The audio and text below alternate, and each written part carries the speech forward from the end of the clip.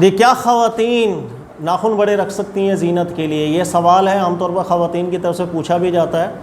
میں اس میں سمجھا دیتا ہوں آپ کو۔ پہلے تو کسی بھی مسئلے کے اندر سب سے پہلے ہمیں یہ دیکھنا پڑتا ہے کہ وہ مسئلہ ہمارے اہل علم جو گزرے ہیں، ماضی کے مجتہدین گزرے ہیں، اس میں کیا تحقیقات ہمارے سامنے آئیں۔ تو دو تحقیقات اس کے اندر ہیں، یعنی دو موقف ہیں جو شروع سے علماء کے درمیان چلتے ہیں۔ ایک موقف ایسا ہے جس پر احناف ہیں،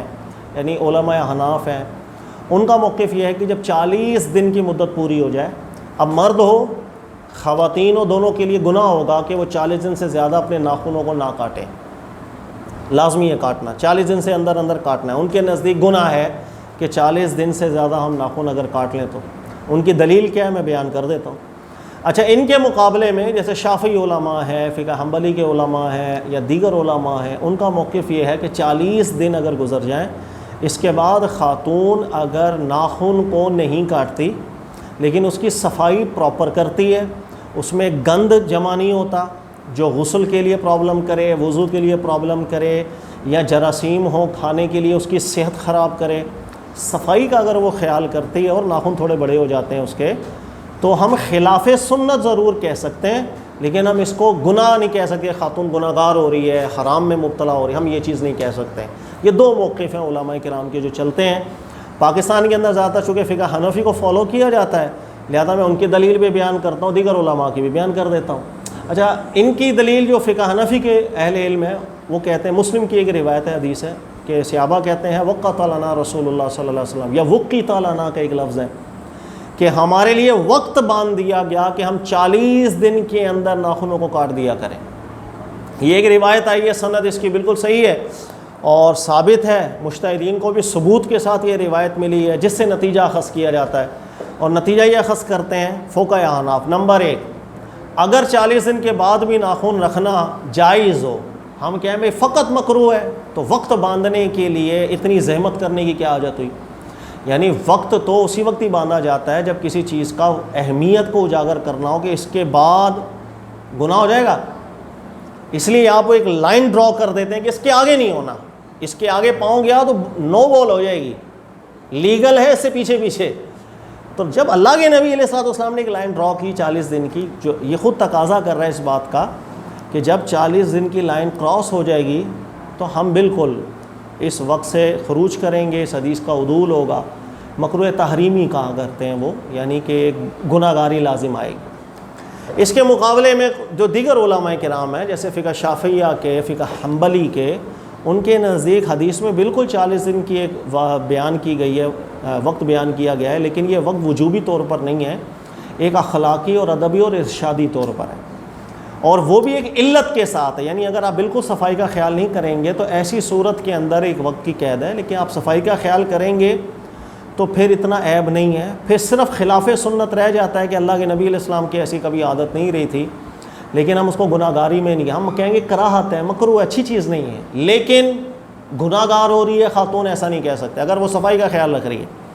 اس کی دلیل یہ ہے کہ دیکھیں مسلم کی روایت بالکل ہے کہ 40 دن ایک باندھ دیے گئے، ناخن کاٹ لو،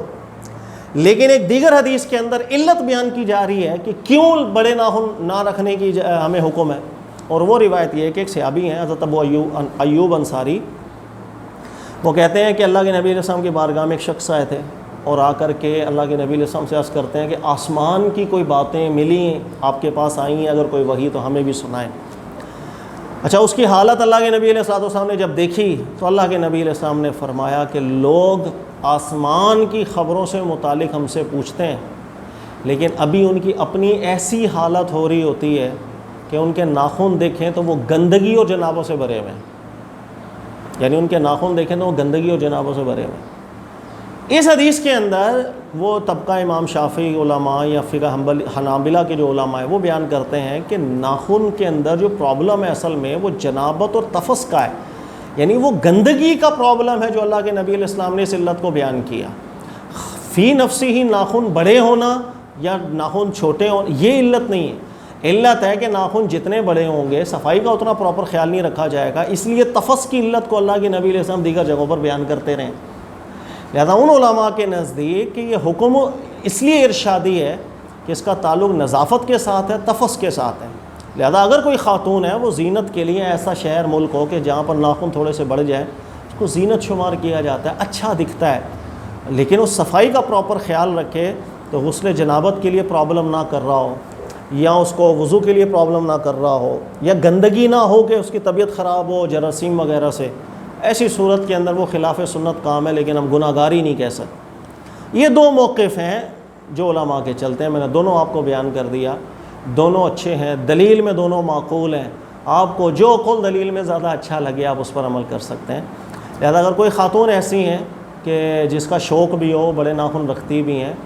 جہاں کوئی مسئلہ اختلافی اجتہادی نوعیت کا ہو وہاں اتنی سختی نہیں کرتے ہیں کہ آپ کسی ایک قول کو لے کے یعنی فقہ حنفی کا قول لے کر کے آپ اس کو جہنمی بنانا شروع کر دیں، یہ بلا ہمارے یہاں بڑا عام ہے۔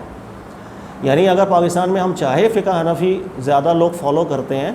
لیکن آپ دیکھیں کہ اگر کوئی شخص ہے وہ کسی اور مجتہد کے قول کے جواز کے زمرے کے اندر آتا ہے، کوئی عمل کر رہا ہے، آپ اس کو جہنمی کا فتویٰ نہیں دیں، حرام کا فتویٰ نہیں دیا کریں،